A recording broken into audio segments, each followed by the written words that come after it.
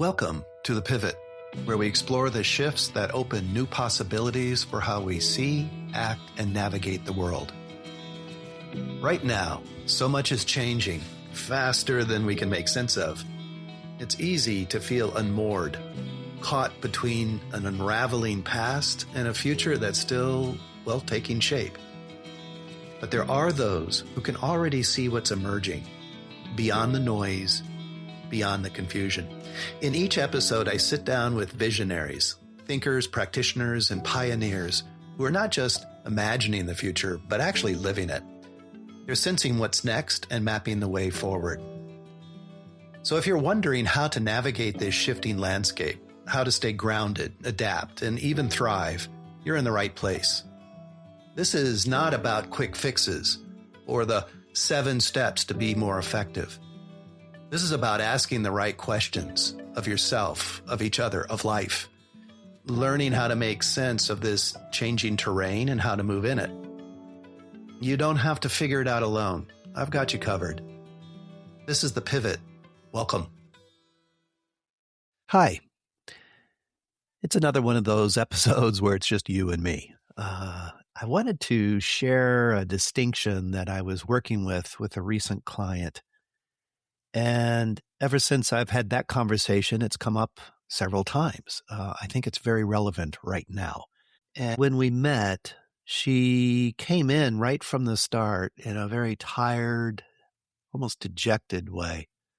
And she wondered if she was suffering from burnout. As the conversation emerged, it became very clear that this was someone who was responding very sanely in an insane situation. And that is something I think we're finding all of ourselves in today. This client would say, it's not just one thing, it's everything. It's the politics, it's the climate, it's money, AI, work, family. She said, it's almost like the ground is moving under my feet. And there's this flavor, this particular sense to this kind of exhaustion, kind of a quiet dread, and a sense that what we knew before as leaders, as just people living lives, it just doesn't fit the territory anymore. And what's interesting is, as I spoke to her and then in subsequent conversations, I noticed that this has a flavor that's both very personal, very intimate to the individual, those elements of burnout, confusion, stuckness, but it's also profoundly collective. It's all of us. So you're not imagining something. Something real is happening. And I wanted to offer a distinction that was helpful for me, for that client, for other leaders that I work with, and the distinction between 2 words we're hearing more and more these days, polycrisis and metacrisis. And this is how I'm holding it. So polycrisis, this is naming the storm. Polycrisis, the meaning of that word is everything all at once, that everything all at once quality of our moment. And it points to the fact that we're not dealing with just one crisis at a time. We're facing many crises that are occurring simultaneously. They're interacting with each other. In fact, they're even amplifying one another. So it's almost like a mesh or a net that you can see. And I think this is what's different than, 15 years ago, 25 years ago, we would talk about being in the white water of change. And there was something linear about that. It was a singular experience to navigate and get through. This is different. This is layered. This is multiple. And each one of these, whether it's the climate that then disrupts the economic instability that creates impact on migration, or institutional breakdowns that are eroding trust in politics, government, and media, the technological acceleration like AI and social media that's overwhelming our attention and our nervous systems, and a widespread mental health crisis, anxiety, depression, burnout, addiction. Any one of those would have been huge.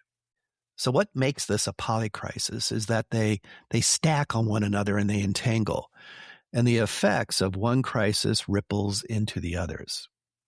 So you feel, and what you're feeling is a systemic overwhelm, too many moving parts, going too fast and too little time to even process. I find polycrisis is a helpful word because it validates the experience we're having. And no wonder it feels like this. The storm is real. This isn't make believe.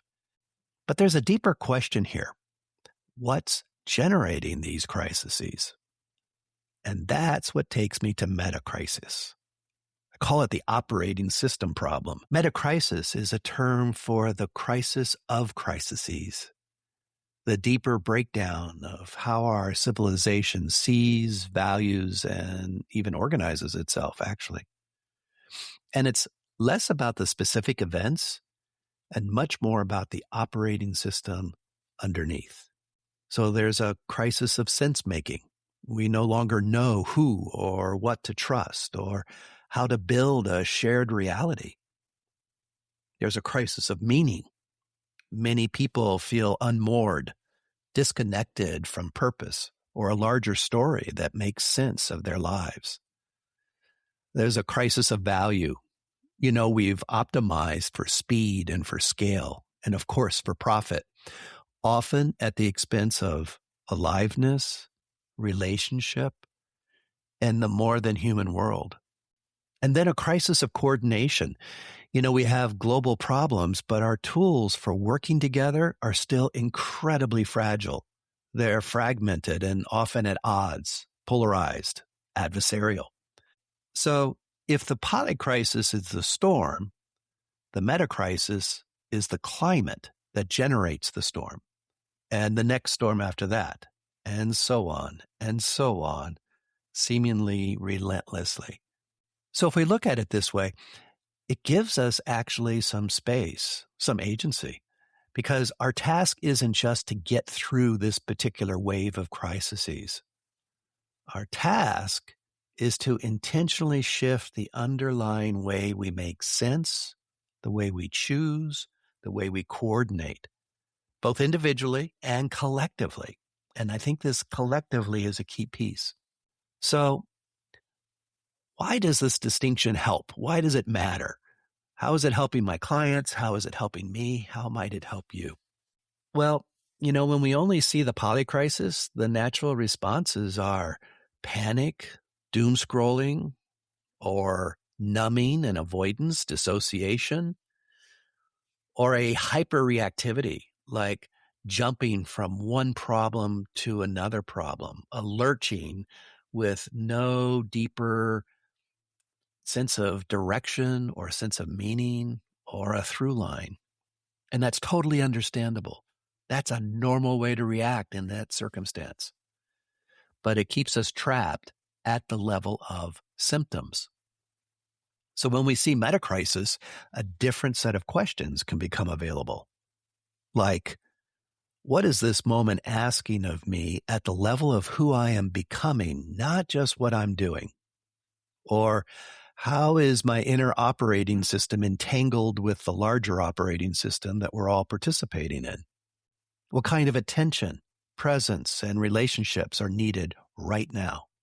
Now, metacrisis framing like this does not magically make all things go away, make things easier, but it can make them more meaningful.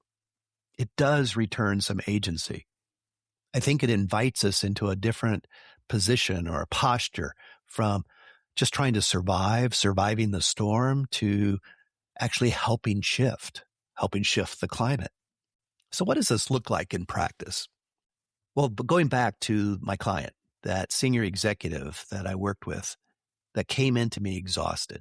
She was running a sustainability initiative at her company, but she felt like she was pushing a boulder uphill. Every win, every movement in the right direction felt like it was so fragile, and every inevitable setback that followed felt crushing to her. I know what needs to happen, she told me, but I can't get people to care. And honestly, some days I'm not sure I care anymore either. It was a powerful statement.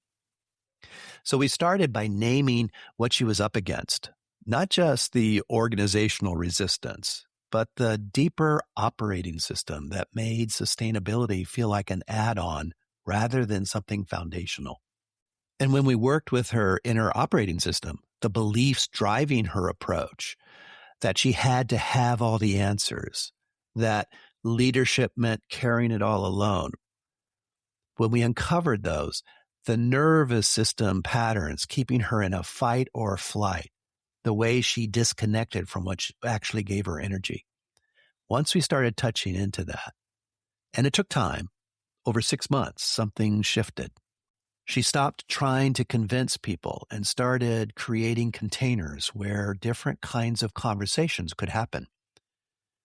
She brought her team into deeper questions rather than delivering solutions. She learned to sense where the system was ready to move and where it needed some more time, a variability, an ability to respond. So the sustainability work, it didn't get any easier, but she stopped feeling depleted by it. And I remember her telling me, I used to feel like I was drowning in the storm. Now I can see the weather patterns. I'm not trying to control them. I'm trying to navigate them. And that's completely different. So that's the pivot from polycrisis response to metacrisis navigation. In the pivot, I work with people who sense that learning fast problem-solving hacks and tips alone aren't enough. They're feeling the polycrisis in their bodies and in their organizations, but they're hungry for a response at a deeper level. So in our work, we focus on inner operating systems, those beliefs, the habits of attention, the nervous system patterns that shape how one meets complexity. We get into meaning making. How does someone construct the story of what's actually happening? And how are they in it? What is their role? So it's not just an observer. We work in the relational fields, the quality of presence and conversation that you bring to teams, clients, communities, and embodied capacity. So in that, we're building the ability to be able to hold more change, more ambiguity, more uncertainty, more not knowing without shutting down, without freezing. I've watched leaders, coaches, and practitioners move from this, I'm drowning in the storm, to I'm actually starting to see the pattern behind the waves, and I know how I want to stand in it.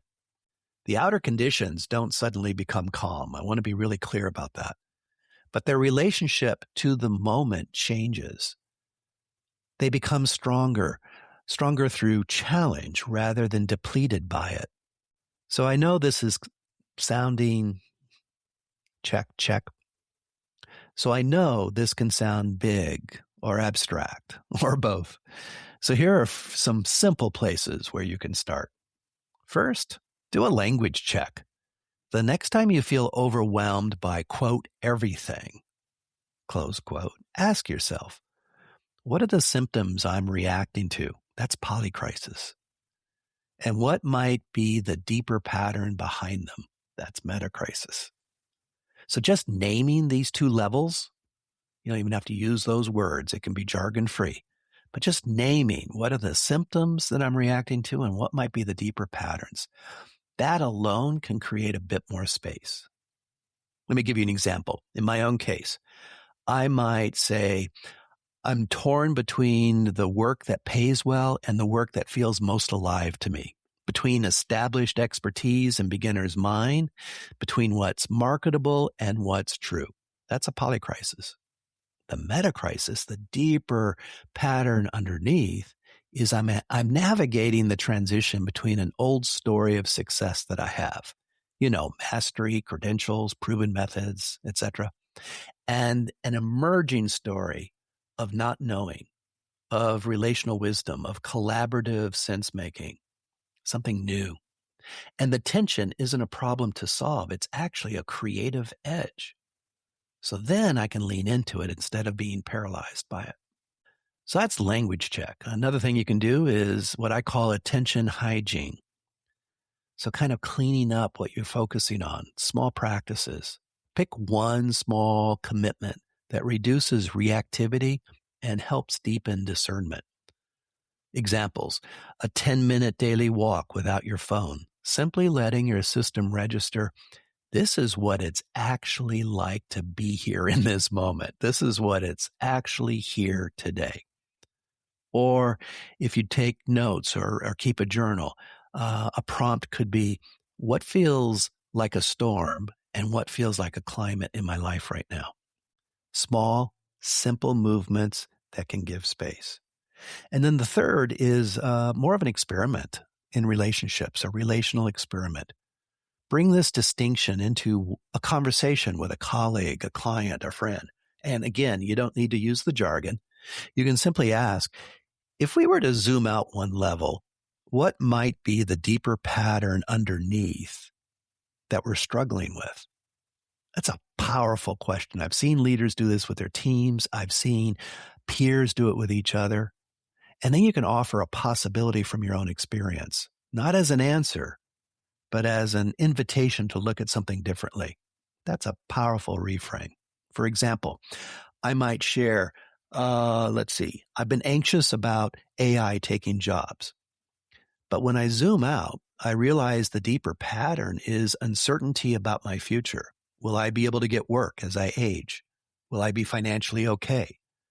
The AI anxiety, it's real, but it's sitting on top of those much older fears about security and worth that aren't really about AI at all. So I could be chasing the wrong problem. Now, again, you're not diagnosing the other person. You're modeling the move from symptom to pattern by sharing your own process. Notice how the energy in them shifts. Or if you're in a room with a group, how the energy in the room shifts. Notice what becomes speakable that wasn't before.